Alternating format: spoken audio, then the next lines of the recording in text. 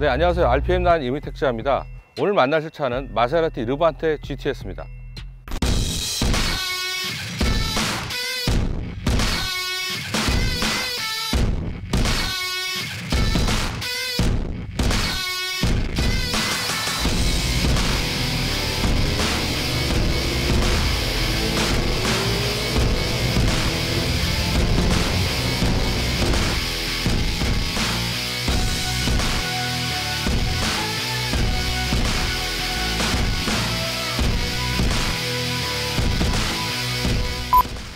자, 이 르반테라는 이름은 온화하게 불다가 갑자기 일순간에 강풍으로 변하는 지중해 바람이라는 뜻을 담고 있습니다.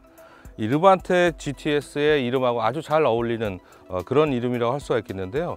앞모습 보셔도 그런 느낌이 확 오죠. 이 라디에이터 그릴이 굉장히 넓게 설계가 되어 있는데 그 안으로 꺾여 들어가는 이 마세라티 특유의 디자인, 그리고 마세라티 삼지창 엠블럼이 잘 어울려져서 정말 이 강렬하고 스포티한 인상을 주고 있습니다. 자, 오늘은 제가 엔진룸을 한번 열어보면서 소개를 해드리겠습니다. 마세라티는 이 엔진 커버도 얼마나 이렇게 스포티하게 디자인하는지 정말 멋있어요. 이렇게 멋있게 디자인하는 브랜드가 몇 개 안 됩니다. 자, 이 엔진은 VA 3008 트윈 터보 엔진인데요. 페라리 공장에서 만들어서 갖고 온 엔진입니다. 자, 이 공기 흡입구가 이제 두 가지 경로로 이제 들어오죠. 그래서 좀 더 많은 그 공기를 끌어들이는 이런 설계로 되어 있습니다. 조금 그 타이트한 설계라고 볼 수도 있겠는데 그래도 뭐 크게 무리는 없는 그런 설계라고 보여집니다. 특이한 것은 이제 앞차축 중심으로 해서 중심선에서 뒤쪽으로 좀 물러나 있는 그런 엔진이에요. 그래서 이렇게 되면은 이제 이게 프론트 미드십 설계라고 하는데 보통은 그 엔진이 약간 앞쪽에 있죠. 그런데 이제 엔진이 중심선에서 뒤쪽으로 물러나게 되면 그만큼 중심을 이 차체 중심 가운데로 볼 때 이제 거기에 가깝게 설계가 되기 때문에 이 차체 회두성, 그러니까 움직이는 성능이 좀 더 좋다고 할 수가 있겠습니다. 자, 이런 엔진, 강력한 엔진을 얹었는데 이 주행 성능 조금 이따 살펴보기로 하고요. 근데 이 타이어 휠 보시면 피렐리 P0 제품인데요. 26540 ZR21 사이즈를 얹었습니다. 이게 이제 타이어는 19인치부터 20, 21, 22인치까지 선택을 할 수가 있는데 제가 볼 때는 21인치가 뭐 이 외관의 어떤 그 디자인 포스라든지 성능의 조화면에서 볼 때 가장 어울린다는 그런 생각이 들고요. 이 마세라티로 써 있는 이 브레이크 캘리퍼 정말 멋있죠. 붉은색으로 도색이 되어 있습니다. 자, 그리고 마세라티 차종들의 특징 중에 하나는 이쪽에 이제 엔진룸에서 뜨거워진 열기를 뿜어주는 그런 에어벤트가 3개가 있다는 거. 이게 뭐 콰트로 포르테나 다른 마세라티 라인업에서도 볼 수 있는 그런 디자인이죠. 차체 높이가 1700인데 뭐 그렇게 높게 느껴지지가 않아요. 그런 이유를 보니까 이 루프라인이 뒤로 갈수록 굉장히 급격히 낮아집니다. 그리고 옆에 비율을 볼 때 윈도우 면적이 상당히 좁습니다. 그래서 제가 볼 때는 굉장히 스포티하게 디자인하려는 그런 의도가 반영이 되지 않았나 싶고, 도어를 살짝 열어보면 이게 살짝 내려오죠. 그래서 이런 디자인이 프레임리스 디자인인데요.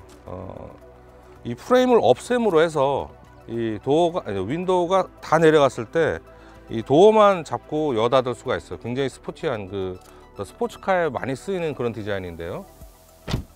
닫으면 살짝 이렇게 올라가서 완전 밀착을 시켜줍니다. 이게 이제 이렇게 올랐다 내렸다 하는 이유는 프레임이 없으니까 이게 그냥 닫히면은 약간의 그 어떤 그 틈이 생겨서 소음이나 이런 게 들어올 수가 있는데 그런 걸 방지하는 그런 디자인이죠. 다만 이제 많이 자주 하면은 이게 약간 이제 고장날 염려가 있다는 그런 단점이 있습니다.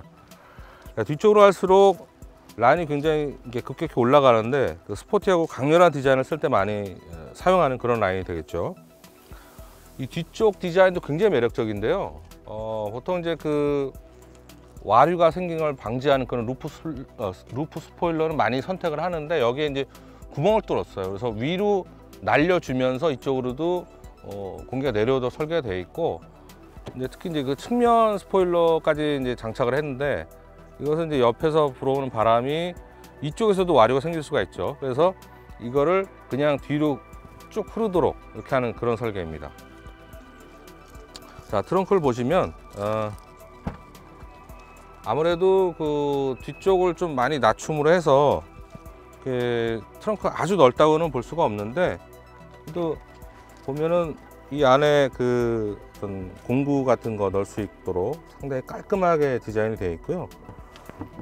열어보면 여기 이제 스페어 타이어 수리 킷이 있고 배터리를 이 뒤쪽으로 장착했습니다. 그러니까 그 차체의 그 어떤 무게 배분 이거를 신경 쓴 디자인이라고 할 수가 있겠죠.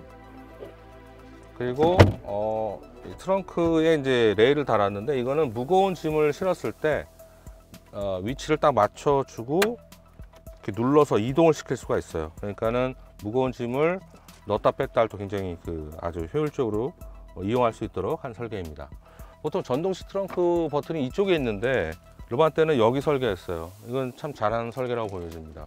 왜냐하면 키 작은 여성분들이 여기 버튼이 안 닿아서 이제 고생하는 분들이 있는데 제가 볼 때는 여기에 설계가 아주 편하게 잘 설계한 것 같아요. 그래서 양쪽에 버튼이 있는 차들도 있지만 일반적으로 버튼은 저쪽에 다는 게 맞지 않나 그런 생각이 들고요. 전반적으로 디자인을 보면은 제가 볼 때는 뭐 크게 흠잡을 디자인이 없습니다. 그래서 제가 볼 때는 뭐 별 5개 만점에 5개 주면 좋을 것 같아요. 사실 마음상으로는 뭐 7개 줘도 좋을 것 같은데 일단 만점이 5개니까. 자, 이 르반떼의 진정한 성능은 역시 이제 달려보면서 알 수가 있는데 실내도 굉장히 보여드릴 게 많거든요. 이제 실내로 들어가서 실내 한번 살펴보겠습니다.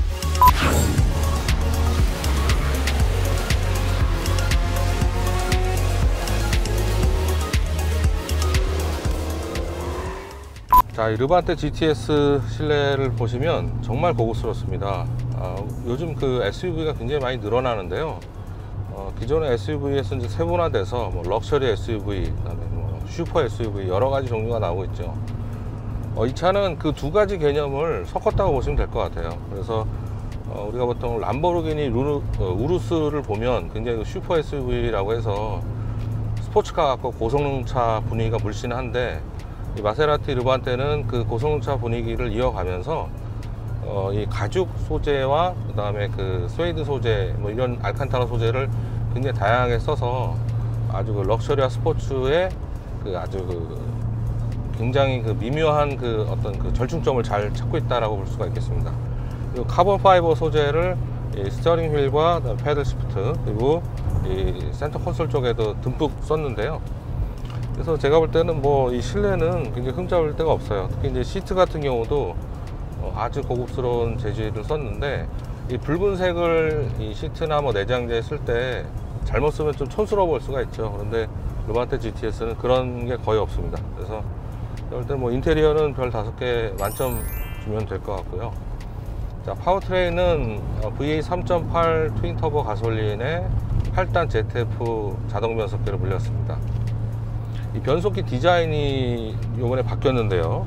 기존에는 약간 그 동글동글하면서 좀 길이가 짧은 그런 스타일이었는데 앞쪽으로 조금 디자인을 빼면서 이 주차 P 버튼을 위에 장착을 했습니다. 그러니까 예전에는 이 PRND 그 순서에서 끝까지 위로 올려야 이제 파킹이 됐었는데 이 ZF 자동 변속기의 특징이 약간 그 기어 각 단수별로 그러니까 확실하게 물리는 좀 느낌이 좀 적어요. 그래서 시프트 바이 와이어 그 전자식 기술을 쓰면서 일부 나타나는 현상인데 그래서 주차에 내가 넣었다고 생각을 하는데 뭐 후진에 들어가 있거나 아니면은 드라이브에 넣었다고 생각하는데 중립에 걸쳐 있거나 그런 느낌이 있었는데 P 버튼 같은 경우는 특히 이제 주차 버튼이니까는 주차에 체결이 안 됐는데 차에서 내리거나 이러한 위험이 있을 수가 있죠. 그래서 버튼을 장착함으로 해서 훨씬 더 안정감을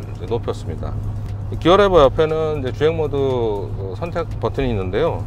오프로드 버튼은 뭐 말 그대로 오프로드를 달릴 때 쓰는 건데 이 버튼 누르면 이제 차고가 자동으로 올라갑니다. 이 변속기 밑에 쪽 보시면 그 차고 조절 버튼이 있거든요. 이걸로 이제 인위적으로 바꿀 수도 있는데 오프로드 버튼을 누르면 자동으로 올라갑니다.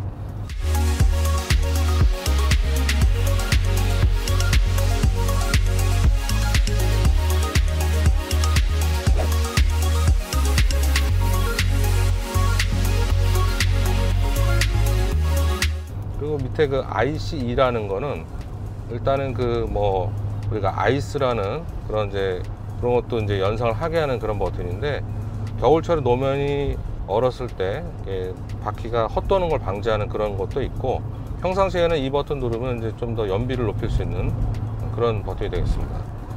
그 밑에 버튼, 이제 스포츠 버튼 누르면 스포츠 서스펜션과 이제 엔진, 그리고 배기음, 또 변속기 모드가 자동으로 이제 활성화가 되는데, 한번 눌러볼게요. 기본적으로 약간 그 배기음이 커지는데요.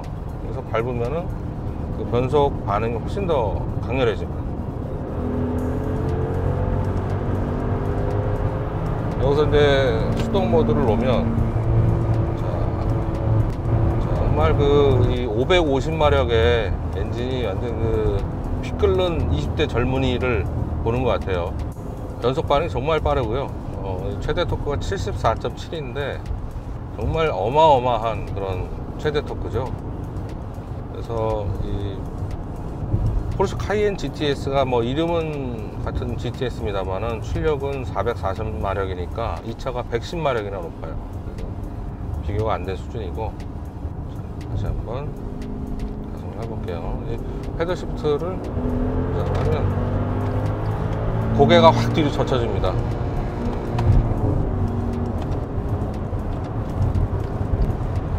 무서운 수준이에요, 완전. 그런데 자, 이제 이 차체를 종합적으로 본다면 뭐랄까요, 그 엔진은 정말 만점을 주고 싶은 그런 상황인데, 이 서스펜션이 엔진의 힘을 다 못 받쳐주는 그런 느낌이 약간 있습니다. 그래서 제가 볼 때는 파워트레인은 별 5개 만점인데, 서스펜션은 조금 깎아서 별 4개 주면 적당할 것 같아요.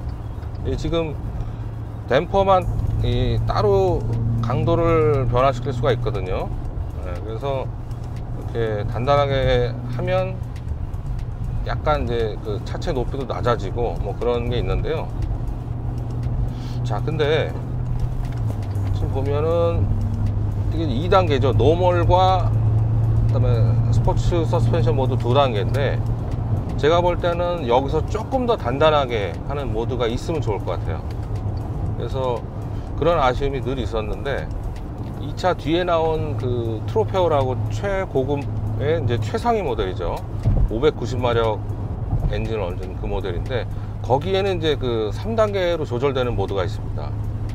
그래서 그런 모드가 아쉬우면은 이제 트로페오를 고르라, 그런 의미 같기도 한데, 제가 볼 때는 다른 건 몰라도 그 에어 서스펜션을 3단계로 하는 모드를 이 차에도 장착하면 좋지 않을까, 그런 생각이 듭니다. 보통 이제 이런 스포츠 SUV를 선택할 때는 정숙성 이런 거는 좀 거리가 멀다고 생각할 수가 있는데, 제가 스포츠 모드를 꺼볼게요. 끄면 평소에 가속을 적당히 할 때는 굉장히 조용합니다. 그러니까 이 차는 정숙성도 잡았던 게 되게 신기한 부분이고, 가속을 할 때만 이렇게 배기음이 올라가죠. 그러니까 두 가지를 다 이렇게 잡으려는 그런 노력이 굉장히 가상한 것 같아요.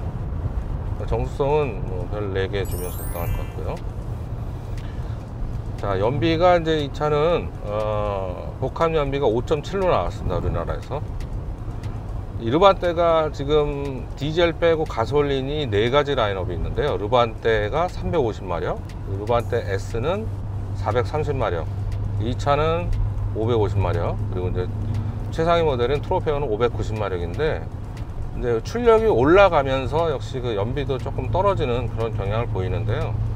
저는 사실 이제 시승 일정이 조금 타이트해서 이 고속도로 연비는 체크를 못했는데, 다른 매체 그 영상을 제가 한번 보니까 리터당 한 10km를 약간 넘어서는 그런 고속도로 연비가 나온 것 같아요. 뭐 그 정도 연비라면은 이 정도 덩치에 또 V8 트윈터보 엔진을 얹은 차로서는 괜찮지 않은가, 그런 생각이 들어요. 그래서 실제 연비는 뭐 크게 부족함이 없을 것 같습니다. 연비는 상당히 뭐 나쁘지 않은 편이라고 할 수가 있겠는데, 아무래도 이제 그래도 절대적인 수치가 있죠. 절대적인 수치가 주는 그런 의미를 무시할 수가 없어요. 그래서 복합 5.7이라고 하는 점을 감안을 하면 연비는 3개 반을 주면 적당할 것 같습니다. 이 차는 뭐 사실 정숙성, 그다음에 파워트레인, 뭐 서스펜션 여러 가지를 따져볼 수가 있겠지만, 아무래도 이 차의 그 가장 큰 가중치는 제가 볼 때는 운전 재미라고 생각합니다. 뭐 운전 재미까지 잡는 그런 SUV는 많지가 않아요. 포르쉐 카이엔 터보 같은 차도 있고 람보르기니 우루스 같은 차도 있는데 우루스는 강렬하긴 한데 조금 약간 기계적인 느낌이 강하다고 할까요? 그래서 그런 부분이 좀 있고, 이 차는 아까 말씀드린 대로 럭셔리한 부분이 있으면서 또 슈퍼 SUV의 성격도 같이 갖고 있고, 그러면서 이 수동 모드로 바꿨을 때 어떤 짜릿함 그런 것도 있고, 또 하나는 이제 그 마세라티 하면은 그 배기음으로 먹고 산다 이런 얘기가 있을 정도로 배기음이 정말 매력적인 그런 브랜드죠. 그래서 이 귀로 듣는 즐거움도 아주 강렬하고, 그래서 운전 재미는 뭐 이 차는 뭐 별 100개를 줘도 모자라지 않을 것 같은데요. 운전 재미가 이 차의 가장 큰 어떤 그 최강점이지 않을까 그렇게 생각이 듭니다. 이 차 가격이 이제 1억 9,600만 원인데요. 한 1억 2천대부터 시작하는 그 르반테 기본 모델부터 해서 쭉쭉 올라가는데, 이 차보다 더 고급스러운 트로페오는 2억 2,700만 원입니다. 그러니까 어떻게 보면 큰 차이가 아니에요.